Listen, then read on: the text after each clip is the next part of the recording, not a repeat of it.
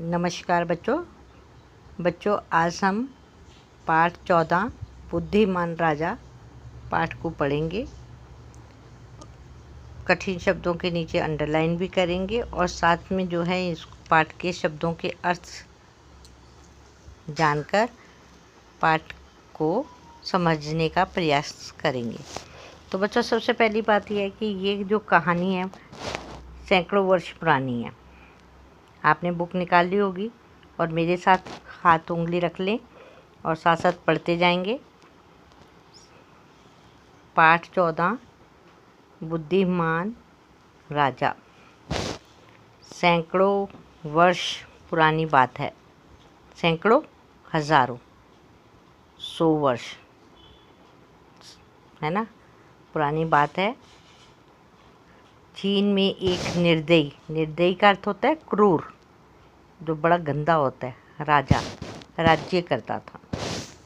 वह अपनी प्रजा पर तरह तरह के अत्याचार करता था। प्रजा होता है जो लोग हैं वहाँ की, उन पर अत्याचार करता था। अत्याचार यानी कि उनके ऊपर बस सलूकी करना, उनको तरह तरह की यातनाएं देना, कष्ट देना, उनको मारना पीटना, उसको बोलते हैं अत्याचार। उसके महामंत्री ने उसे राज्य को बढ़ाने की सलाह दी। महामंत्री पहले समय में राजा होते थे, महामंत्री होते थे, सिपाही होते थे, कोतवाल होते थे, है ना, सैनिक होते थे।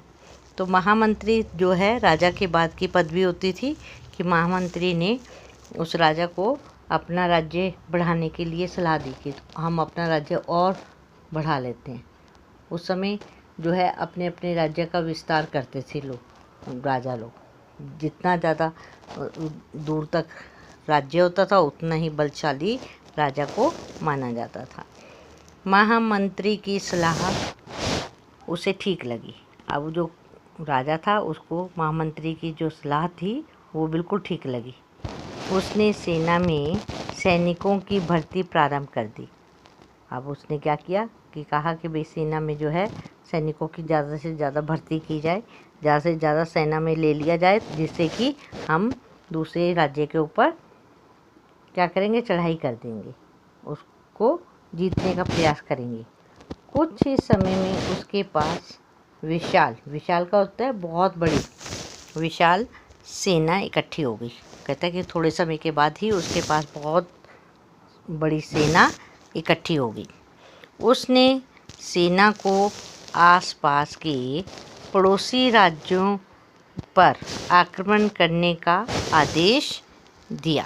अब क्या कि जो राजा था उसने अपने जो सैनिक इतने सारे इकट्ठे कर लिए थे, उसने उनको आदेश दिया कि जो आसपास के राज्य हैं, दूसरे शहर राज्य हैं, उनके ऊपर तुम आक्रमण कर दो। आक्रमण होता है युद्ध कर दो। आदेश, राजा आदेश देता है ना, हमेशा राजा क्या देता है, आदेश, कि तुम जो है हुक्म जिसको बोलते हैं, हुक्म दिया कि आदेश दिया कि तुम दूसरे राज्यों पर जो है चढ़ाई कर दो, आक्रमण कर दो। विनाश और हिंसा से बचने के लिए पड़ोसी राजाओं ने बिना लड़े ही हार मान ली। अब क्या था कि जो दूसरे राज्य के राजा थे वो उनके पास इतनी सेना नहीं थी, इतने हथियार नहीं थे, इसलिए उन्होंने बिना सोचे समझे ही अपनी हार मान ली।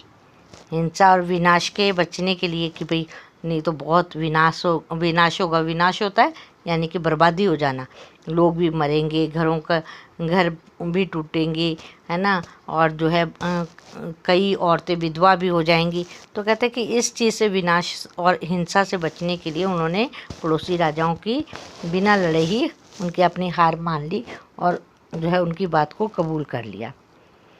उन्होंने विजयी राजा को धन और सैनिक उपहार में दिए।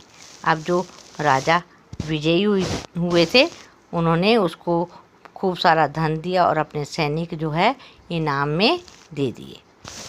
एक पराजित राजा, पराजित होता है हारा हुआ, राजा ने उसे भारत के कलिंग प्रदेश की समृद्धि के विषय में बताया। जो एक हारा हुआ राजा था उसने भारत की समृद्धि के बारे में, कलिंग प्रदेश के समृद्धि के विषय में उसने उसको क्रूर राजा को बताया चीन के, है ना, कि हाँ ये जो भारत देश है वो तो बड़ा समृद्ध है। समृद्ध यानी कि उसके पास धन दौलत बहुत है, बहुत वहाँ पर जो है पैसा है।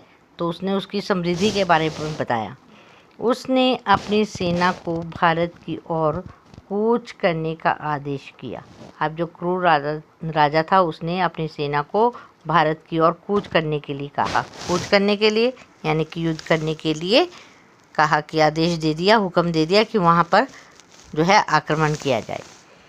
उसकी सेना नदी नाले समुद्र पार करती, छोटे बड़े राज्यों को रोंदती हुई आज के सिंगापुर तक पहुँच गई। अब क्या थी कि जो उसकी सेना थी वो रास्ते में जो नदी नाले पड़ते थे, समुद्र पार किया उन्होंने, छोटे छोटे जो राज्य थे उनको रोंदती हुई, कुचलती हुई, रोंदती होता है कुचलती हुई, वहाँ पहुँच गई जो आज का सिंगापुर है। जहाँ सिंगापुर हम नाम लेते हैं, बहुत अच्छी जगह, वहाँ पर पहुँच गई।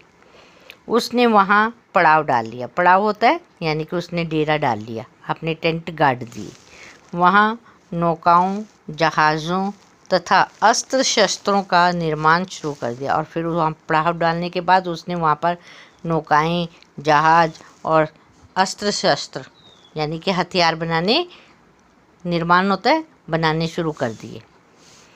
भारत के कलिंग प्रदेश के विषय में जानकारी प्राप्त करने के लिए उसने चारों दिशाओं में दूत भेज दिया। अब जो चीन का राजा था उसने क्या किया कि जो भारत का कलिंग प्रदेश था, क्योंकि उसको जो पराजित राजा था उसने बताया था ना कि कलिंग का प्रदेश जो भारत का बड़ा समृद्ध है, तो उसने भारत के कलिंग प्रदेश के विषय में जानकारी प्राप्त करने के लिए चारों दिशाओं में अपने जो है दूत भेज दिए। दूत होता है संदेश लेकर आने वाला, जो कि हमारे संदेश पहुंचाता भी है, लेकर भी आता है, तो उसको दूत कहते हैं। वो भेज दिए कि तुम पता करके आओ कि कहाँ है कलिंग राज, कहाँ है और कैसा है, कितनी दूर है।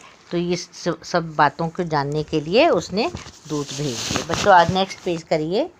नेक्स्ट पेज पर कलिंग के राजा को भी इस आक्रमण के बारे में जानकारी मिली। अब जो कलिंग का राजा था उसको भी इस युद्ध के बारे में, इस आक्रमण के बारे में जानकारी मिली। किसी ने बताया कि भाई कोई जो है ये चीन का राजा तुम्हारे पर आक्रमण करने जा रहा है, तो उसको भी इसकी जानकारी मिली। उसके पास प्रशिक्षित सेना थी। प्रशिक्षित होती है पढ़ी लिखी, जिसके कार्य के सीखा हुआ हो जिसने, उसको बोलते हैं प्रशिक्षित सेना थी उसके पास। तो अच्छी सैन्य सामग्री थी। सैन्य यानी कि सैनिकों के लिए सामग्री भी बहुत अच्छी थी उसके पास। इसके बावजूद वह जानता था कि उसकी सेना आक्रमणकारी दल के सामने नहीं टिक पाएगी। लेकिन इसके बाद कि उसके पास सेना भी प्रशिक्षित थी, सैन्य सामग्री भी बहुत सारी थी, लेकिन फिर भी इसके बावजूद भी वह जानता था कि उसकी जो सेना है वो जो जिसने आक्रमण किया, जो चीन की सेना है, उसके सामने टिक नहीं पाएगी। टिक नहीं पाएगी यानी कि वो उनसे हार जाएगी, है ना। उसका राज्य तहस नहस हो जाएगा। उसे पता था कि अगर हमने लड़ाई की तो हमारा राज्य जो है सारा नष्ट हो जाएगा, तहस नहस हो जाएगा, ख़त्म हो जाएगा। वह बुद्धिमान, साहसी, शूरवीर और स्वाभिमानी था। कहता है कि वो जो राजा था किसका, कलिंग का, वो बड़ा जो है बुद्धिमान था, साहसी भी था, शूरवीर भी था और स्वाभिमानी भी था। स्वाभिमानी यानी कि अपने ऊपर उसको विश्वास भी था, अपने ऊपर गर्व भी था।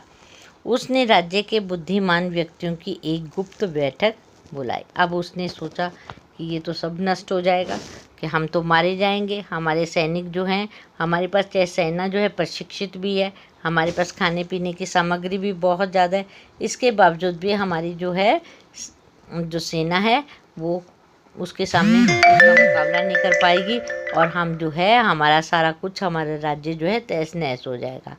तो अब ये जो राजा था, कलिंग का राजा था, ये बुद्धिमान बड़ा था, स्वाभिमानी भी था, साहसी भी था, वीर भी था, है ना। तो उसने क्या किया, अपने वहाँ से बुद्धिमान जितने भी व्यक्ति थे उनकी एक गुप्त होता है छिपकर बैठक की, कि जिसका किसी को पता ना चले। बैठक की यानी कि सबको बुलाया, सभा बुलाई और वहाँ पर उसने सभा बुलाकर उससे बातचीत की। सारी स्थिति पर विचार करने के बाद एक बुद्धिमान व्यक्ति ने कहा, कहता है कि सारी जो स्थिति थी, सारी जानकारी जो प्राप्त की, तो उसमें एक बुद्धिमान व्यक्ति ने वहाँ पर स्थिति की बारे में सोचा, समझा, विचार किया। उसके बाद एक व्यक्ति ने कहा, युद्ध सैनिक बल से नहीं, बुद्धि बल से जीते जाते हैं। अब क्योंकि कलिंग की राजा की सेना में सभी बुद्धिमान थे, है ना, तो उसमें से एक सैनिक ने कहा कि जो बुद्धिमान व्यक्ति ने कहा कि युद्ध जो है वो सैनिक बल से नहीं जीते जाते, कि हमारी सेना बहुत शक्तिशाली है तो हम युद्ध जीत जाएंगे। हमेशा जो है युद्ध कैसे जीता जाता है, बुद्धि बल से जीता जाता है, दिमाग से जीता जाता है, सोच समझ के जीता जाता है, सोच समझदारी से जीता जाता है। तो यहाँ पर उसने कहा कि युद्ध जो है सैनिक बल से नहीं, बुद्धि बल से जीते जाते। तो यहाँ तक हमने आज जो है पढ़ा, हमने इस पाठ को अच्छी तरह से समझा। कल इससे आगे पढ़ेंगे। तब तक के लिए नमस्कार बच्चों।